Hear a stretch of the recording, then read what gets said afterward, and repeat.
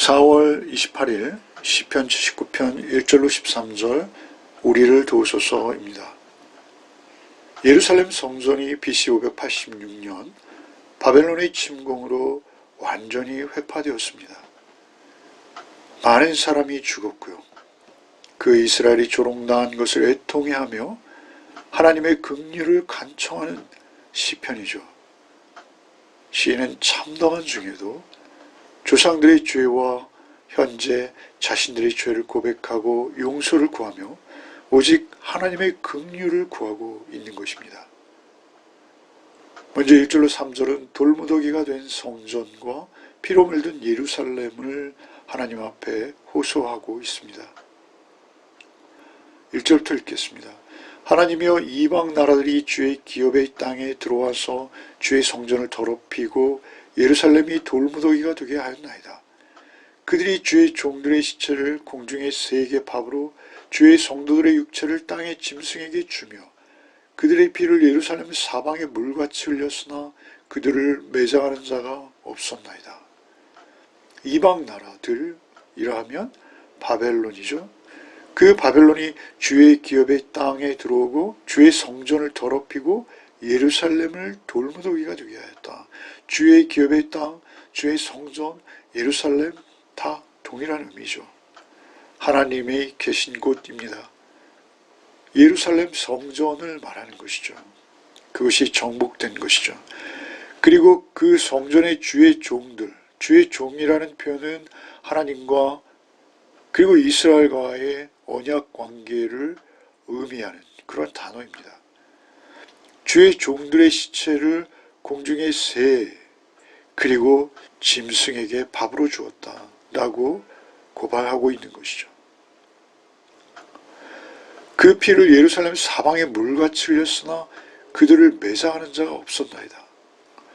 죽은 자들이 너무 많아서 그 생존자들이 죽은 자들을 매장할 수조차 없는 그러한 최악의 지경에 이르는 것을 고백하고 있는 것이죠. 왜 이런 일을 그들이 당해야 했을까요? 주의 기업의 땅, 주의 성전, 예루살렘이 돌무더기가 될 수밖에 없었던 이유, 그것은 무엇일까요? 그들이 하나님을 등진 것이죠. 이스라엘을 대표하는 것은 성막이었고 솔로몬 성전이었고 스룹바벨 성전이었죠. 예수 그리스도께서 오셨을 당시에는 헤롯의 성전이 지어지고 있었습니다. 그러나 그 화려한 건물들, 예루살렘 성전, 돌무더기 밖에는 될 수가 없었던 것이죠. 부패했던 것입니다. 하나님의 나라, 하나님의 백성다운 삶이 무너져버린 그곳에 있는 화려한 성전은 돌무더기 외에는 아무런 의미가 없었던 것이죠. 매장하는 자가 없을 정도의 치욕과 저주의 상징일 뿐인 것입니다. 그럼에도 시인은 주님의 이름을 모르는 나라들에게 분노를 쏟으소서라고 탄원하고 있습니다. 4절부터 읽겠습니다. 우리는 우리 이웃에게 비방거리가 되며 우리를 에워싼 자에게 조소와 조롱거리가 되었나이다. 여호와여, 어느 때까지니까 영원히 노하시리이까? 주의 질투가 불붙듯 하시리이까? 주를 알지 아니하는 민족들과 주의 이름을 부르지 아니하는 나라들에게 주의 누를 쏟으소서. 그들이 야곱을 삼키고 그의 거처를 황폐하게 함이니이다. 결국 그들이 하나님의 이름을 표방하며 하나님의 나라를 세우겠다 하면서 그들이 하나님과 상관없는 삶을 사는 것이죠. 우상을 숭배하고 그들이 부패한 것이죠. 그래서 우리 이방에게 비방거리가 되었고 우리를 에워싼 자에게 조소와 조롱거리가 된 것이죠. 그것은 그들이 자초한 결과입니다. 하나님께서는 하나님을 떠난 그들을 심판하실 수밖에는 없었던 것이죠. 5절에 여호와여, 어느 때까지니까 영원히 노하시리까? 주의 질투가 불붙듯 하시리까? 노하신다. 질투가 불붙듯 하신다. 이러한 표현이 적당한 것이죠. 질투라는 단어는 특별히 남녀 간의 사랑의 관계에서 나오는 그런 단어이죠. 하나님을 사랑하고 하나님 앞에 순종하는 하나님의 백성이 되어야 될 그들이 우상 숭배와 그리고 세상의 화려함에 마음을 빼앗기고 그리고 악을 저지를 때 하나님은 질투하시는 하나님이 되시는 것입니다. 이 질투라는 단어는 특별히 이스라엘의 우상 숭배와 동시에 등장하는 단어이죠. 하나님의 질투가 불붙듯 타신 결과 예루살렘은 무너질 수밖에 없었다라는 것입니다. 결과 주를 알지 못하는 민족들과 주의 이름을 부르지 않는 나라들에게 정복당해버린 것이죠. 그러나 이제 돌이키기 시작하는 것이죠. 그리고 주의 이름을 부르지 아니하는 주를 모르는 그 나라들이 오히려 당연히 하나님의 노를 받아야 되는 것 아닙니까? 라고 호소하는 것이죠. 오히려 그들이 야곱을 삼키고 그의 거처를 황폐하게 하였습니다. 라고 고발하고 있는 것이죠. 그렇게 고발하던 시인은 이제 우리의 죄악을 용서해 주십시오. 라고 사죄의 은총을 구하는 내용이 8절로 9절입니다. 사실 이것이 가장 중요한 것이죠. 그들이 사죄의 은총을 구할 때 하나님께서는 그들을 긍휼히 여기시고 그들의 형편과 처지를 돌이켜 주실 수도 있는 것이죠. 8절에 우리 조상들의 죄악을 기억하지 마시고 주의 긍휼로 우리를 속히 영접하소서. 우리가 매우 가련하게 되었나이다. 우리 구원의 하나님이여 주의 이름의 영광스러운 행사를 위하여 우리를 도우시며 주의 이름을 증거하기 위하여 우리를 건지시며 우리의 죄를 사소서. 사실 이것이 본론입니다. 그리고 또한 핵심입니다. 특별히 우리 조상들의 죄악을 기억하지 마시고 그들이 어느 날 갑자기 이런 징계를 받은 것이 아니죠. 그들의 조상들로부터 그 죄악이 쌓이고 쌓여온 것이죠. 그리고 오늘에 이르는 것입니다. 조상들의 죄악을 꺼내어 인정하는 것, 그것은 자신들이 그 죄악을 지금 계승하고 있음을 인정하는 것입니다. 그 조상들의 죄악을 기억하지 마시고 주의 긍휼로 우리를 속히 영접하소서. 사실 그 죄악 가운데서 우리가 구할 수 있는 것은 주의 긍휼 외에는 없는 것이죠. 하나님께서 우리를 긍휼히 여기시지 않으시면 세상과 다름이 없습니다. 오히려 세상보다 더 타락할 수 있고 추악할 수 있는 것이죠. 하나님의 이름을 빙자하기 때문에 그렇습니다. 그 죄악을 기억하지 마시고 주의 긍휼로 우리를 속히 영접하소서. 주의 긍휼을 오직 구하는 것이죠. 우리가 매우 가련하게 되었나이다. 우리를 불쌍히 여겨 주옵소서. 우리 구원의 하나님이여 주의 이름의 영광스러운 행사를 위하여 우리를 도우시며 주의 이름이라는 것은 주님의 존재를 의미하는 것이죠. 주의 이름이라는 것은 주의 성품이 들어가 있는 것입니다. 주의 공의와 주의 사랑이죠. 주님의 인격입니다. 주의 이름의 영광스러운 행사, 그 주의 이름을 드러내고 높이고 아버지의 이름이 거룩히 여김을 받으실 수 있도록 그들이 그 삶을 살아냈어야 하는 것이죠. 그래서 지금 여기서 주의 이름의 영광스러운 행사를 위하여, 그러니까 우리가 이제는 주께서 우리를 긍휼하시고 우리의 죄를 사실 때 우리는 주의 이름의 영광스러운 행사를 위해서 살아갈 것이요. 우리를 도우시며 주의 이름을 증거하기 위하여 우리를 건지시며, 결국 우리의 삶의 목적은 주의 이름을 증거하는 것입니다. 주의 주되심, 주의가 어떠하심, 주의 다스림과 통치 안에 있는 그 복된 삶을 우리의 삶을 통해서 증거하는 것이죠. 주의 이름을 증거하기 위하여 우리를 건지시며 우리의 죄를 사소서. 이것이 핵심입니다. 우리의 죄를 사하실 때 우리의 죄를 끊임없이 사하실 때 우리가 계속 돌이켜서 하나님의 이름을 증거하는 거룩하고 복된 구별되어진 삶으로 나갈 수 있게 되는 것이죠.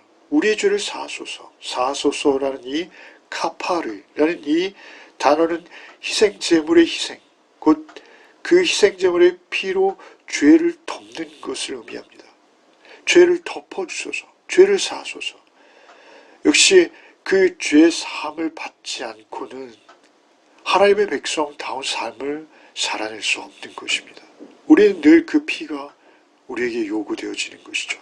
우리의 죄를 늘 사하시는 하나님의 긍휼이 하나님의 백성을 세우는 것입니다. 그리고 그 하나님의 백성을 백성답게 살게 하시는 것이죠. 이제 10절부터는 우리 이웃들의 비방의 죄를 갚아달라고 다시 호소하고 있습니다. 10절부터 읽겠습니다. 이방 나라들이 어찌하여 그들의 하나님이 어디 있느냐 말하나이까. 주의 종들이 피 흘림에 대한 복수를 우리의 목전에서 이방 나라에게 보여주소서.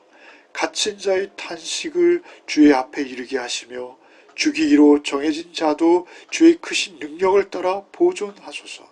주여, 우리 이웃이 주를 비방한 그 비방을 그들의 품에 7배나 갚으소서. 그러니까 이방 나라들이 이스라엘을 조롱하며 그들의 하나님이 어디 있느냐라고 말하고 있다라는 것이죠. 그들의 잘못된 삶과 결국 우상 숭배, 오히려 이방 나라들보다 못한 그들의 삶으로 인해서 그들이 이방 나라들로부터 조롱받고 있는 것입니다. 그들의 하나님이 어디 있느냐라고 이스라엘을 비난하고 있는 것이죠. 비방하고 있는 것이죠. 주의 종들의 피 흘림에 대한 복수를 갚아달라. 주의 종들은 하나님과의 언약 관계라고 말씀드렸죠. 피 흘림, 그들의 사실은 피 흘림을 가능하게 한 것은 그들의 죄죠. 그러나 이제 그들이 죄에서 돌이키고 하나님의 긍휼 안에 있을 때 하나님께서는 그 대적들에게 원수를 갚아주시는 것이죠. 우리의 목전에서 이방 나라에게 보여주소서. 갇힌 자의 탄식을 주의 앞에 이르게 하시며 죽이기로 정해진 자, 갇힌 자, 포로된 자죠. 죽이기로 정해진 자, 이제 포로되어서 곧 죽을 자, 아니 죽은 것과 진비 없는 자, 그들을 주의 크신 능력을 따라 살려주십시오. 보존하소서. 주여, 우리 이웃이 주를 비방한 그 비방을 그들의 품에 7배나 갚으소서. 사실 주님의 긍휼이 없이 하나님의 백성으로 산다는 것은 불가능한 것이죠. 그들이 주님의 나라를 비방하고 주의 백성들을 비방했으나 그들이 완전해서 그렇게 한 것이 아니죠. 이제 그 비방을 그들의 품에 7배나 갚아달라라는 말씀은 그들의 죄악을 완벽하게 7배라는 완전수입니다. 완벽하게 하나님께서 되갚아 주옵소서. 그들은 사실은 하나님의 막대기와 몽둥이로 사용되어진 것이죠.